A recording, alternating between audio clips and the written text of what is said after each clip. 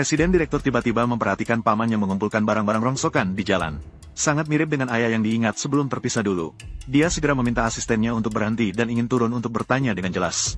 Namun dalam sekejap, paman tersebut tertabrak oleh mobil lain. Mobil yang melaju menabraknya hingga terjatuh ke tanah. Presiden Direktur segera mendekat untuk memeriksa paman tersebut. "Nak, seumur hidupku, hanya disayangkan boneka lumpur ini." "Ayah tua, boneka lumpur ini seperti yang aku buat untuk anak-anak.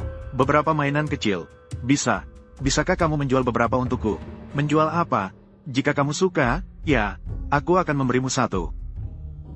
Ketika Presiden Direktur mengeluarkan boneka lumpur koleksinya, dia baru menyadari bahwa detail pembuatan kedua boneka lumpur itu ternyata sama persis. Seketika mengingatkannya pada saat-saat ayahnya membuat boneka lumpur saat dia kecil. Dia baru menyadari bahwa paman yang ditabrak ini sangat mungkin adalah ayahnya yang telah dicari selama bertahun-tahun. Namun ketika dia kembali sadar, dia baru menyadari bahwa paman itu sudah menghilang. Jadi dia bertanya ke sana kemari dan menemukan tempat paman itu bekerja. "Nak, kenapa kamu masih ikut? Sudah dibilang tidak ada apa-apa. Lihat, aku baik-baik saja, kan?" "Paman, tidak apa-apa, kan? Ini adalah penyakit lama.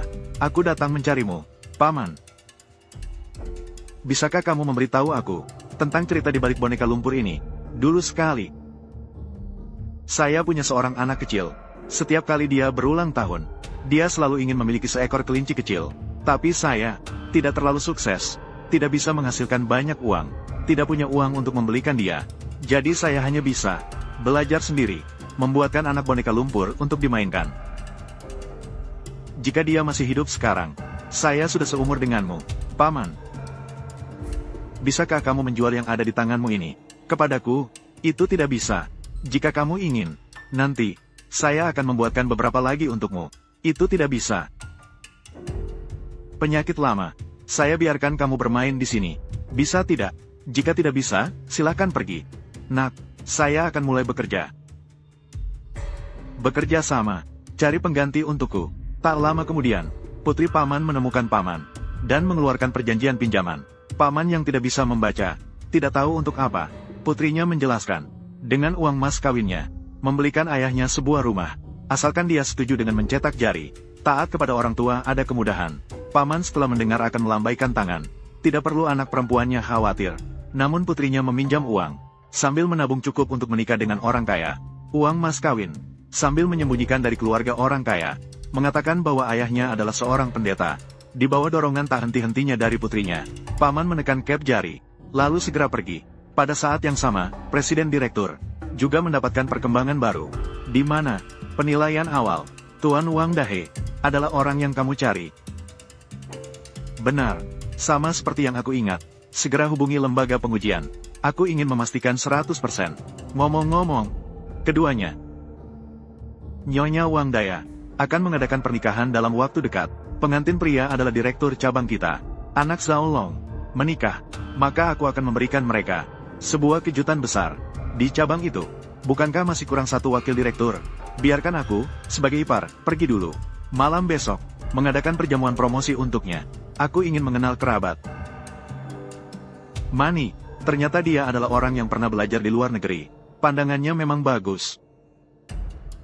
Ini pasti menghabiskan banyak uang. Tidak menghabiskan banyak uang. Yang penting adalah, Mani suka. Berapapun uang yang dikeluarkan akan sepadan. Sungguh, baiklah. Aku bisa terlibat besok. Bagaimana?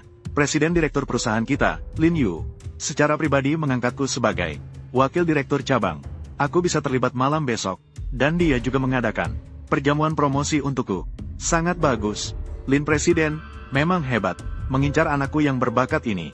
Yao Er, wakil presiden direktur perusahaan grup. Ini benar-benar pekerjaan yang menguntungkan. Gaji tahunan 1 juta. Kiang benar-benar hebat. Yao Er, segera menghubungi. Tanyakan tentang perjamuan promosi kamu. Kapan akan diadakan? Mari kita susun pesta pertunangan itu. Diatur bersamaan. 2 kebahagiaan sekaligus. Bagaimana? Sudah ditemukan? Sudah ditemukan. Perjamuan promosi grup Lin diadakan di Haitian International. Haitian International. Itu satu-satunya hotel bintang 6. Yao Er kita dipromosikan menjadi wakil presiden. Bagaimana bisa jika tingkatnya rendah? Betul kan?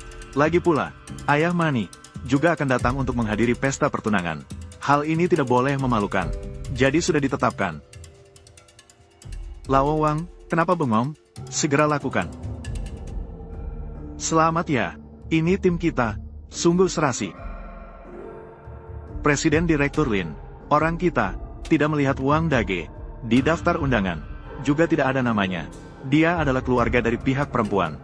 Tentu saja tidak perlu mengundangnya. Apalagi acara malam ini. Diadakan untuk saudaraku. Tapi, label di poster. Ayah Wang Mani.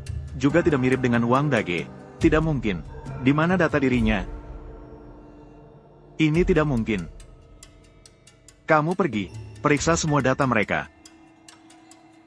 Selamat, selamat. Tuan Zhao sekarang. Namun adalah orang yang populer di grup Lin. Orang yang sedang populer. Masih Presiden Direktur Lin. Yang secara pribadi mengangkatnya sebagai presiden. Ke depan, Mani. Kamu pasti beruntung. Itu pasti. Jika berbicara tentang ini. Ini juga terpengaruhi oleh keberuntungan Mani. Ayah Mani. Namun adalah presiden perusahaan luar negeri. Jika bukan karena Presiden Direktur Lin yang lebih awal. Takutnya. Saya juga merasa terhormat. Tak heran Mani sangat berbakat. Ternyata bersama kita. Bukan satu tingkatan. Ngomong-ngomong, Mani, kenapa tidak melihat ayahmu? Ayahku baru saja kembali dari bandara. Nanti dia akan datang. Selamat. Ini adalah perjalanan terakhir, Wang. Istirahat untuk apa? Anakku akan menikah. Aku harus pergi membantunya sedikit. Kenapa kamu datang? Bukankah sudah disepakati? Hari ini pergi ke rumah sakit untuk pemeriksaan. Kenapa kamu lagi-lagi berkeliaran? Tidak melakukan apa-apa juga sama saja. Kebetulan sekali. Ambil ini. Maaf, maaf. Selanjutnya. Mari kita sambut bintang acara hari ini. Anya, cepat, cepat. Wakil Presiden Grup Li, Tuan Zhao Qiang, dan juga istri Presiden, Nona Wang Mani, masuk. Menikahlah denganku. Pertama-tama, saya sangat berterima kasih. Orang tua Qiang, terima kasih atas dukungan yang selalu diberikan kepada Qiang.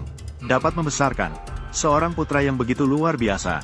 Membuat Presiden Grup memberikan penghargaan kepadanya. Pada saat yang sama, saya sangat berterima kasih. Dapat memberi saya kehidupan. Dalam hidup saya ini, orang terpenting. Dari kecil hingga dewasa. Dia selalu menjadi saya. Pendukung yang terus mendukung. Berapapun kesalahan yang saya buat. Betapa nakalnya. Dia akan selalu mendukung saya. Mengasihi saya. Saya tahu, selama bertahun-tahun ini, diam-diam telah memberikan segalanya untuk saya. Saya tahu, dia takut saya menganggapnya memalukan. Takut mengganggu saya. Dia tidak pernah ikut ujian saya. Mengumpulkan sekolah. Mengumpulkan pekerjaan. Kamu sudah berusaha keras. Anda telah menderita. Ayah tidak menderita. Apakah hari ini? Apakah kamu juga ingin menjadi pahlawan tanpa nama? Ayah sebagai orang desa ini. Jadi jangan melawan kakakmu. Dan membuat mertua malu. Mari kita pergi. Saya tidak berharap Anda pergi lagi hari ini. Kakak perempuan memanggil Anda. Selama dia bahagia. Masih mengakui saya sebagai ayah. Kita tidak akan membuatnya repot. Silakan naik ke panggung. Saya akan memperlakukan Anda dengan baik. Mengucapkan terima kasih.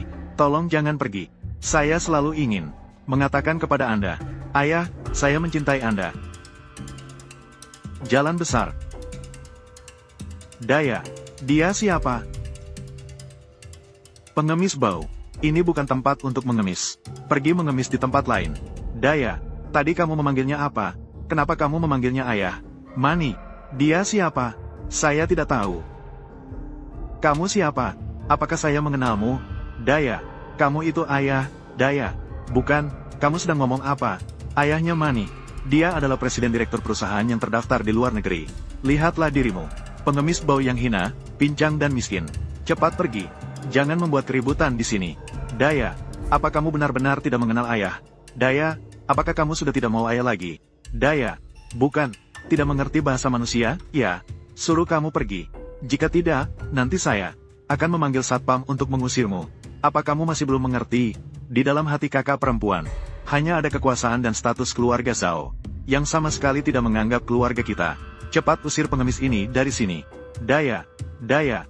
Saya sudah kehilangan Kao Siung. Saya tidak bisa kehilangan lagi salah satu dari kalian. Apakah ayahmu melakukan kesalahan? Apakah ayah tidak bisa berubah? Apa sebenarnya yang terjadi? Pelan-pelan. Katakan sesuatu.